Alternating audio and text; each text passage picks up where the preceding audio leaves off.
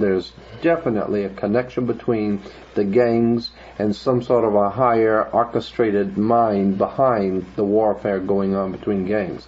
I don't think those gangs are by chance. I think they have been nurtured and orchestrated and promoted and even financed. I mean, if you think about it, how those gangs have money to travel around. They can buy guns. They can roam around. They don't have to work. Where are they getting their money from? Well, not only that, but their main occupation is the narcotics business, of course, and fomenting chaos, confusion, and fear. Right. And they haven't got the background of understanding, learning.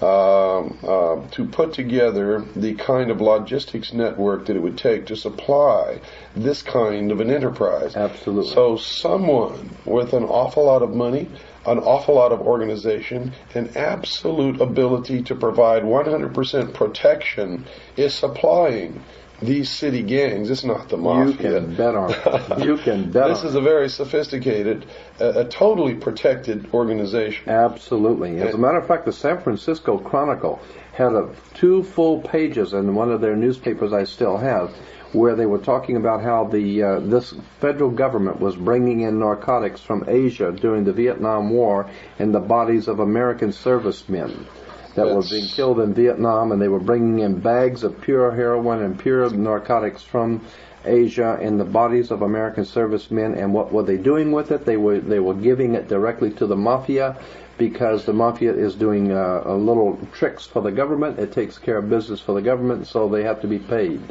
Well, let's clarify one thing here. It's not the government. It is these secret societies who are operating behind our government. That's correct. Exactly. Behind the veil of national security. And I might remind you that back in history, when Albert Pike and Giuseppe Mazzini were corresponding and were setting up the core foundation of the Illuminati within Freemasonry, both in their respective countries, and at that time, of course, Albert Pike was the Grand Commander of Freemasonry throughout the world, and Giuseppe Mazzini was his counterpart in Europe on a lower level. It was Giuseppe Mazzini who created and fostered and gave the charter to what is now known as the Mafia. That's right. La Cosa Nostra was Mazzini. That's a correct. Masonic order. No doubt about it.